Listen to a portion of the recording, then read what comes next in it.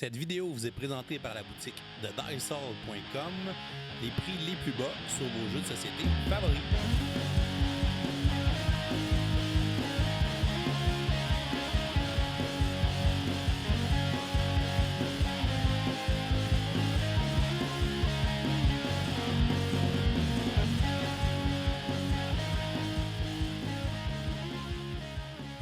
Salut les gamers, bienvenue à Professeur Board Game, je m'appelle David. Aujourd'hui à Board Game 101, on regarde le jeu Eternal Chronicle of the Throne, un jeu édité en 2019 par Renegade Game Studio et Direwolf Digital.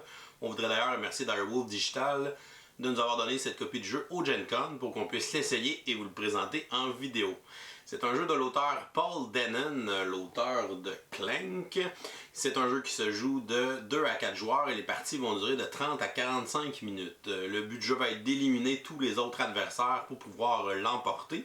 C'est un jeu de deck building assez classique avec des éléments de jeu de cartes de confrontation. On peut penser à Magic où les joueurs vont pouvoir jouer des cartes qui vont représenter des unités qui pourront attaquer leurs adversaires. On va pouvoir aussi les utiliser pour bloquer, pour tenter d'annuler des attaques qui sont lancées vers nous.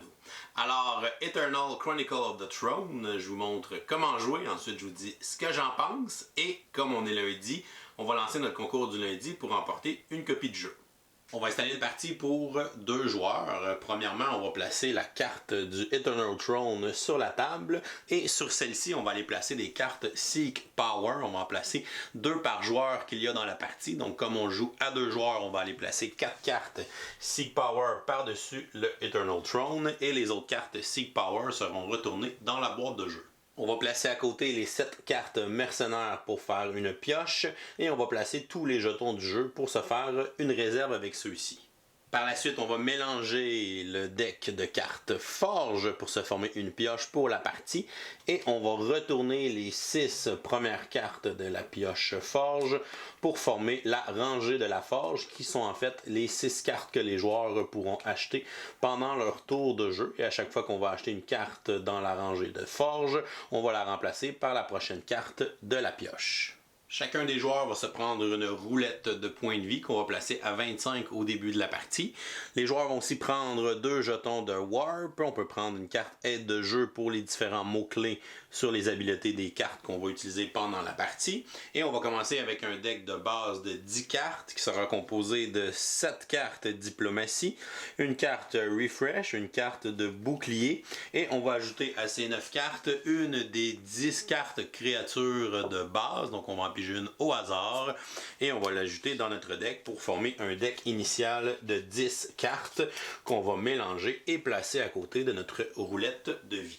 On va ensuite déterminer de façon aléatoire un premier joueur. Le premier joueur va piocher les 3 premières cartes de son deck pour sa main de départ et le deuxième joueur va piocher 4 cartes lui pour sa main de départ au début de la partie. Une partie de Eternal Chronicle of the Throne se joue à tour de rôle. Les joueurs vont jouer les cartes qu'ils ont en main pour pouvoir s'acheter des nouvelles cartes dans la rangée Forge pour les mettre ensuite dans leur défausse qui reviendra éventuellement dans leur deck pour pouvoir les utiliser. On va activer les différentes habiletés de nos cartes aussi pour faire différents effets et on va aller jouer les cartes d'unité devant nous pour pouvoir aller attaquer notre adversaire. Notre adversaire dans son tour va pouvoir placer lui aussi des unités pour bloquer les unités qu'on a envoyées l'attaquer. On va jouer à tour de rôle jusqu'à temps qu'un des joueurs ait atteint 0 sur sa roulette de points de vie et à ce moment-là, son adversaire qui vient de le vaincre va remporter la partie. À son tour de jeu, un joueur doit jouer toutes les cartes qu'il a dans sa main. Donc notre premier joueur commence avec une main de 3 cartes. Donc je vais jouer mes 2 cartes Diplomatie devant moi dans ma zone de jeu pour pouvoir les activer. Donc les cartes Diplomatie vont nous donner des ressources de pouvoir pour nous permettre d'acheter de nouvelles cartes dans la rangée Forge. Et j'ai ici une créature, donc une unité que je vais placer devant ma zone de jeu, dans la zone de combat. Et à la fin de mon tour, toutes les unités présentes dans ma zone de combat lanceront une attaque vers mon adversaire. Alors, avec 2 points de pouvoir donnés par mes 2 cartes diplomatie, je peux venir m'acheter une des 6 cartes dans la rangée forge, ou m'acheter un mercenaire, ou m'acheter une carte Seek Power. Le coût des cartes est indiqué en haut à droite de celle-ci, donc à 2, je peux seulement m'acheter soit un mercenaire, ou m'acheter la carte qui est ici, qui est une autre unité. Donc, je vais essayer de dépenser mes 2 points pour m'acheter la carte qui est ici. Elle va s'en aller dans ma défausse à côté de mon deck, et lorsque mon deck sera vide et que je vais devoir piger, on va rebrasser notre défausse pour se former un nouveau deck. Lorsqu'on achète une carte dans la rangée forge, on va immédiatement la remplacer par une nouvelle carte de la pioche pour qu'il y ait toujours de 6 cartes disponibles. Si j'avais acheté une carte à 2, mais qu'il y avait une icône de Warp à côté de son cou et que le cou aurait été en orange au lieu d'être en bleu, comme sur la carte que je viens de m'acheter, j'aurais pu utiliser un de mes jetons de Warp pour emmener directement cette carte en jeu après l'avoir acheté. Et plus tard dans la partie, on va pouvoir récupérer nos jetons de Warp avec certaines cartes. On peut acheter un nombre de cartes que l'on veut pendant un tour, tant qu'on a des ressources de pouvoir pour acheter les différentes cartes qui sont disponibles sur la table. On peut aussi avoir d'autres habiletés qui vont être engendrées par les cartes qu'on a jouées dans notre zone de jeu, qu'on va reparler un petit peu plus tard dans cette vidéo. On peut aussi assigner des créatures à bloquer. Si jamais notre adversaire a placé des créatures dans sa zone de combat, on peut utiliser des créatures pour bloquer une créature qui a une puissance égale à la nôtre ou inférieure à la nôtre. Donc notre joueur n'a plus d'autre chose à faire dans son tour de jeu après avoir dépensé ses 2 points de pouvoir pour s'acheter une carte et il a placé sa 3e carte qui était une unité dans sa zone de combat. Ça va donc mettre fin à son tour de jeu, à sa phase d'action. Et on va passer à la phase de clean-up pour mettre fin à son tour de jeu. Il va prendre toutes les cartes qui sont dans sa zone de jeu et il va les placer dans sa défausse. Ensuite, les créatures qui sont dans sa zone de combat vont attaquer automatiquement l'adversaire qui, lui, va pouvoir choisir dans son tour de jeu de les bloquer avec d'autres unités. Sinon, les unités vont aller enlever des points de vie à son personnage. Pour finaliser la phase de clean-up, le joueur va piocher les 5 prochaines cartes de son deck pour aller faire sa main carte pour le prochain tour de jeu. Alors le deuxième joueur va commencer son tour de jeu. Lui, il avait une main de 4 cartes pour débuter la partie. Il va aller placer une créature dans la zone de combat, son drone. Son drone qui a une habileté de créer une créature avec 1 de pouvoir, qui est un grenadin. On va donc aller prendre un jeton de grenadin pour représenter cette créature et la placer elle aussi dans la zone de combat.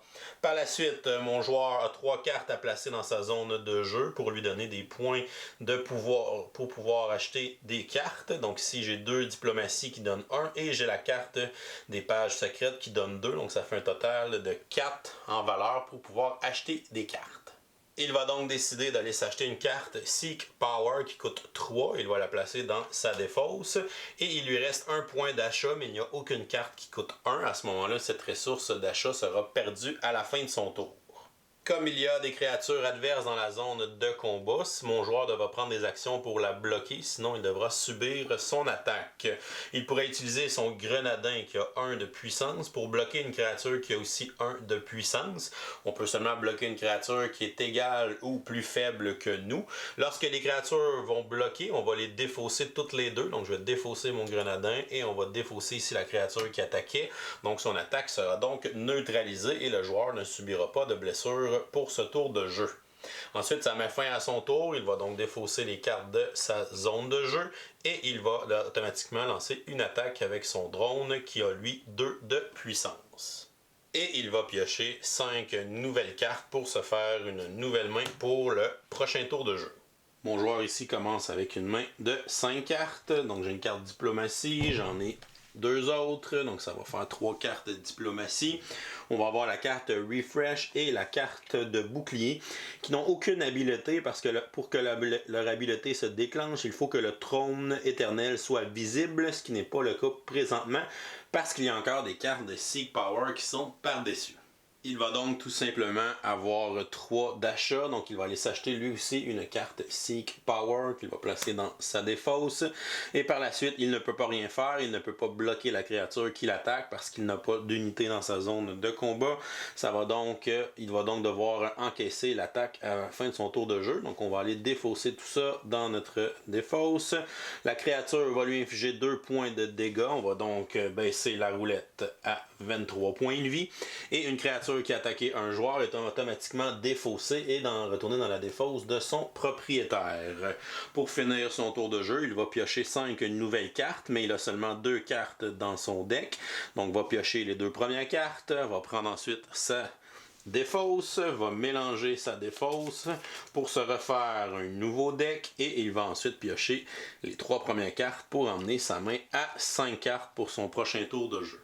Au fur et à mesure que la partie avance, on va acheter des cartes de plus en plus puissantes, des cartes qui vont avoir différents mots-clés ou habiletés inscrits sur celle-ci.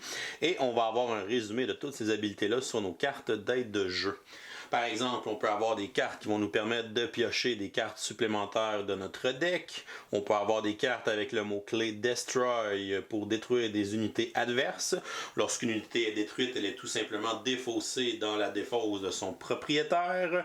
On va avoir des effets ici de trône, donc des cartes qui ont des effets de trône qui vont seulement s'activer quand la carte du trône éternel est visible sur la table, lorsque les joueurs ont acheté toutes les cartes de Seek Power qui se trouvaient sur celle-ci. À ce moment-là, lorsqu'on va jouer ces cartes-là, on pourra activer les effets de trône. Ici, par exemple, ça nous permet de bannir une carte de la rangée forge. Le mot-clé bannir veut dire qu'on va retirer la carte de la partie et la remettre dans la boîte de jeu.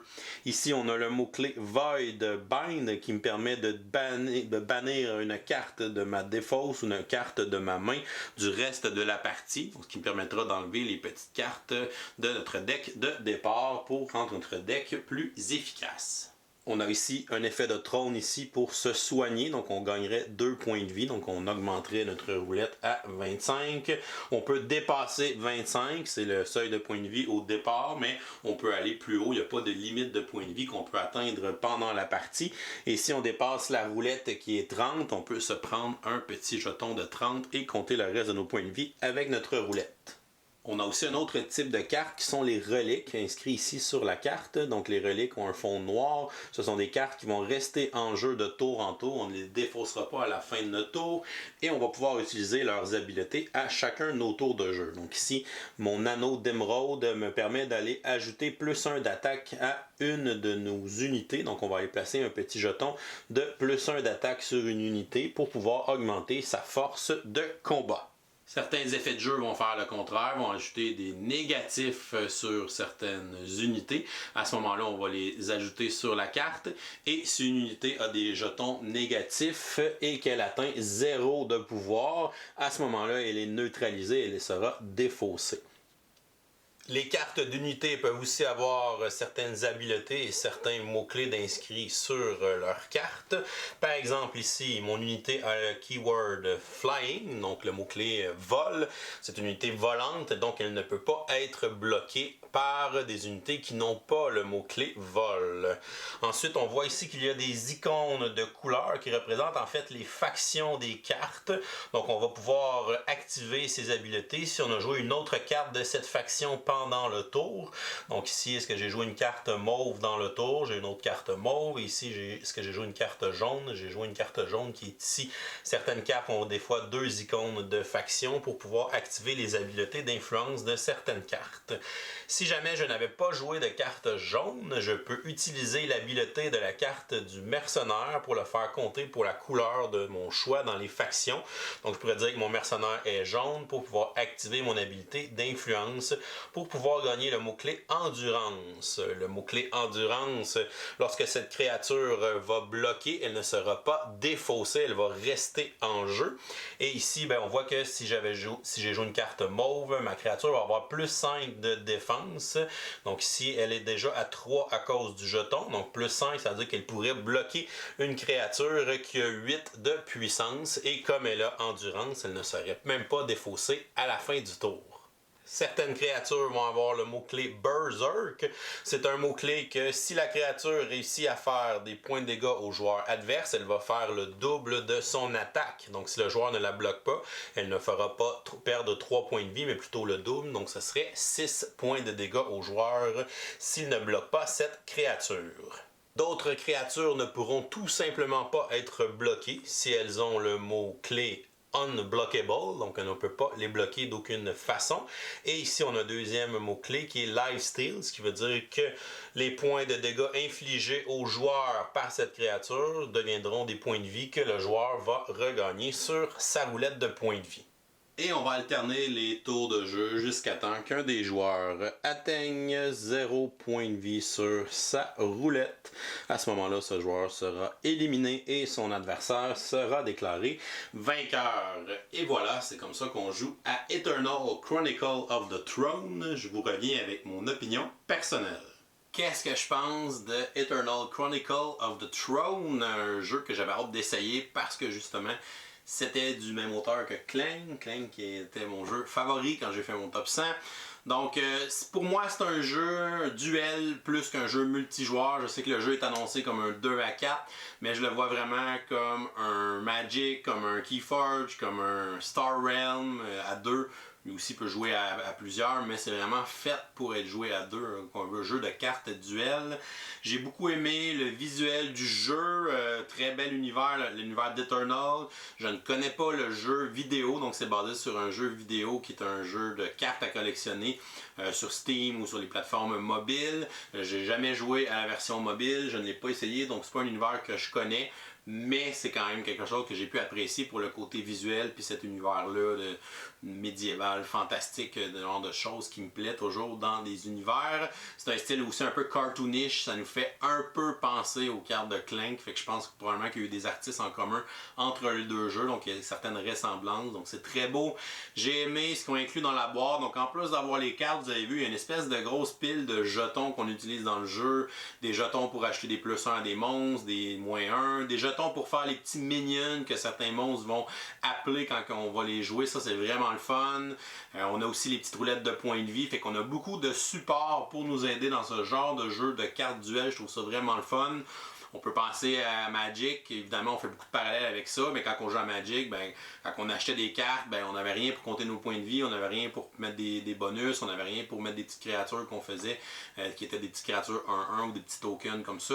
Fait que c'est le fun d'avoir tout le matériel qui est vraiment inclus, puis qui a aussi des beaux petits visuels, puis qui est d'une bonne qualité. Fait que vraiment un gros plus d'avoir tous ces tokens-là à l'intérieur du jeu, j'ai trouvé ça vraiment le fun. J'ai beaucoup aimé le mix entre le deck building classique puis l'espèce de jeu de duel, confrontation avec des créatures qui attaquent, des créatures qui bloquent. Donc c'est vraiment un hybride en n'importe quel deck building qui existe puis un petit feeling magic avec les créatures qui attaquent, qui bloquent. Ça me rappelle beaucoup ça évidemment. Ce qu'il y a de différent, c'est qu'on ne décide pas qui va attaquer. Donc dès que tu joues des cartes, tu es obligé de jouer toutes tes cartes. Donc dès que tu joues des unités, ben à la fin de ton tour, les unités que tu n'as pas utilisées pour bloquer, parce que celles que tu bloques, ben là tu vas les défausser tout de suite, mais celles qui vont rester en jeu à la fin de ton tour vont attaquer automatiquement. Donc tu n'as pas cet aspect-là de réfléchir et tout ça. Ok, mais ma carte, je veux pas attaquer avec lui ce tour-là. Ben, si tu l'as dans ta main, tu es obligé de le jouer puis tu vas être obligé d'attaquer avec lui. Au début, j'avais peur que ça enlève trop de décisions importantes, de dire ok, qu'est-ce qui va attaquer, qu'est-ce qui va bloquer, tout ça. Finalement, en jouant, j'ai réalisé que c'est vraiment pour accélérer le jeu puis que ça fasse un tempo un peu plus rapide. Puis dans le fond, c'est pas grave dans ce jeu-là parce que, ben, que tes créatures soient défaussées parce qu'ils sont fait bloquer ou que toi tu les utilises pour bloquer, qu'elles sont défaussées par la suite, qu'elles sont défaussées après qu'elles aient attaqué l'adversaire. C'est pas grave parce que c'est un deck building, fait que ton deck va revenir, ta défausse va revenir automatiquement, puis tes créatures, tes unités vont revenir dans tes mains, tu vas les rejouer et ainsi de suite. Fait que je pense que ça fit bien avec l'esprit deck building puis le fait que ta défausse revienne rapidement. Fait que tes créatures, tu vas les jouer plusieurs fois dans la partie. Contrairement à Magic, où quand une créature mourait, ben là, ça en est dans ton graveyard, puis évidemment, tu n'avais pas nécessairement de quoi dans ton deck pour ramener des cartes du graveyard. Fait que là, c'est pour ça qu'on te laissait toutes les décisions à ce moment-là. mais j'ai trouvé que dans Eternal, ça fonctionnait quand même bien, même si quand j'ai lu les règles, j'étais comme, je trouvais ça bizarre de justement que d'avoir toutes nos créatures qui attaquaient automatiquement. J'étais pas trop sûr de qu'est-ce que ça allait donner. J'ai eu beaucoup de parties qui ont fini serrées dans ce jeu-là. Ça a vraiment été excitant. Puis j'ai même eu je pense ma première game, j'avais joué, j'étais comme à 1 point de vie. Puis LP était genre à 12 points de vie ou 15 points de vie. Puis là, j'étais comme, je me fais massacrer. Puis finalement, je me suis soigné un petit peu. J'étais comme à 4-5 points de vie. Puis j'ai réussi à revenir de l'arrière puis à gagner finalement. Fait que même si j'étais à 1 contre 15 points de vie, j'ai réussi à gagner puis à retourner ça de bord. Fait que c'est souvent ce qui peut arriver dans ce jeu-là. Fait qu'il faut pas se décourager si jamais au début ça semble pas très équitable puis qu'il y a un joueur qui est en avance sur les points de vie. Donc c'est vraiment l'important, c'est vraiment de construire ton deck. Puis éventuellement, les cartes que tu achètes vont revenir, vont aller en jeu, tu vas pouvoir les jouer et ainsi de suite. C'est important d'essayer de bâtir une espèce de synergie pour justement profiter des habiletés des cartes qui vont être dans notre deck puis qu'on va pouvoir jouer ensemble. Fait que ça, j'ai trouvé ça assez intéressant dans le jeu. Ce que j'ai moins aimé, c'est qu'on me propose vraiment un mode multijoueur. Ça fonctionne plus ou moins bien. Tu choisis pas vraiment qui t'attaque. Tu attaques tout le temps le joueur à ta gauche. Quand un joueur est éliminé, celui qui est éliminé va gagner un bonus, va soigner, va gagner une carte gratuitement. Fait que, on dirait que si c'est un joueur qui est plus fort, ça va juste enrichir le plus fort, puis après ça, l'autre joueur est éliminé, on l'enlève, puis après ça, on attaque le prochain. Fait que je trouve, pour moi, ça fonctionne vraiment mieux à 2 joueurs. Donc pour moi, c'est un jeu duel, ce jeu-là. Puis je n'étais pas trippé à jouer en multijoueur. Je sais qu'il y a beaucoup de jeux de cartes de ce style-là, comme Star Realm, Cthulhu Realm, qui avait essayé aussi des modes multijoueurs. C'est moins attrayant, puis ça fonctionne moins bien. Fait que pour moi, jouez-y à 2 joueurs. C'est vraiment comme ça qui est bâti, puis qui est vraiment plus fun. Ensuite, il y a quand même beaucoup de hasard dans le jeu, dans le sens que des fois, comme c'est un deck building, on a des cartes qui donnent du pouvoir d'achat. Fait que souvent, c'est des cartes qui n'ont pas d'autres effets ou qui sont pas très bonnes pour attaquer. Des fois, il y a des unités qui ont du pouvoir d'achat, mais souvent, ça va être des cartes qui n'ont pas c'est pas des unités, on peut pas attaquer avec ces cartes-là. Fait que des fois, je vais avoir une main que j'ai beaucoup de pouvoir d'achat, mais j'ai aucune unité à mettre sur la table. Puis là, si mon adversaire, lui, avait placé 4 unités sur la table, là, j'ai rien pour les bloquer, je vais encaisser tout ça. Fait que des fois, tu as des tours vraiment bons pour acheter, des fois, tu vas avoir des tours vraiment bons pour attaquer, mais des fois, si le timing n'est pas bon, justement, quand tu as besoin d'avoir beaucoup de créatures pour bloquer, parce qu'il ne te reste pas beaucoup de points de vie, mais là, tu piges une main qui a beaucoup de pouvoir d'achat, puis comme, ça me sert plus tant que ça à la fin de la partie. Fait qu'il y a ce côté-là, je pense qu'il y a peut-être un peu plus de hasard que dans un deck building normal à cause de la dynamique des créatures qui attaquent puis qui bloquent. La qualité des cartes, les cartes sont assez minces, donc sont assez fragiles. En fait, c'est le même format de carte que dans Clank.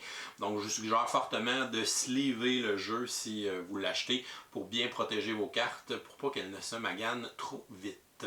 Somme toute, Chronicle of the Throne, je pense que c'est pas un jeu qui réinvente la roue du deck building ou la roue des jeux de cartes de duel, de confrontation avec des créatures, des attaques puis du blocage.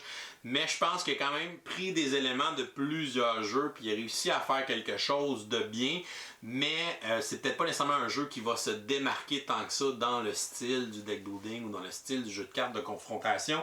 Je vais lui donner une note de B-. Donc pour moi, c'est un bon jeu, mais c'est ça, il réussit pas à se démarquer assez des autres jeux dans le style, donc des autres deck building, des autres jeux de cartes comme ça.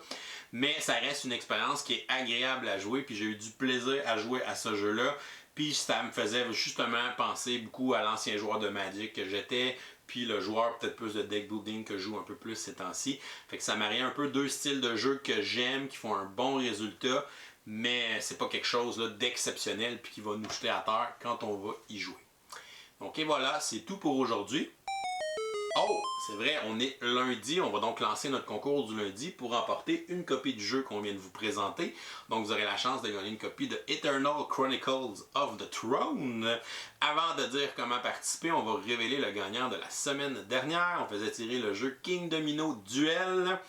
Donc, notre gagnante pour King Domino Duel est Karel Trottier. Donc, félicitations. Tu peux nous écrire à professeurboardgame@gmail.com pour nous envoyer tes coordonnées, qu'on puisse t'envoyer ton prix. Maintenant, pour cette semaine, c'est simple. Pour participer à notre concours du lundi, vous n'avez qu'à répondre à la question du jour en commentaire YouTube sous la vidéo. La question du jour est la suivante. Donc, je vais faire quelque chose de facile cette semaine. Donc, quel est votre jeu de cartes favori? On y va à quelque chose de très large. La semaine passée, c'était peut-être un peu plus difficile. Donc, cette semaine, quel est votre jeu de cartes favori? Vous nous laissez la réponse en commentaire YouTube sous la vidéo pour participer. On vous donne jusqu'à dimanche 1er septembre pour le faire. On va arrêter à midi heure de l'Est. Et si jamais vous êtes abonné à notre Patreon pour 5$ et plus, vous avez une participation automatique au concours. Et si vous commentez sous la vidéo, vous aurez une deuxième participation. Donc, bonne chance à tous pour ce nouveau concours. Donc et voilà, c'est tout pour aujourd'hui. Si vous n'êtes pas abonné à notre chaîne, vous pouvez cliquer notre petit bonhomme ici en bas de l'écran pour vous abonner.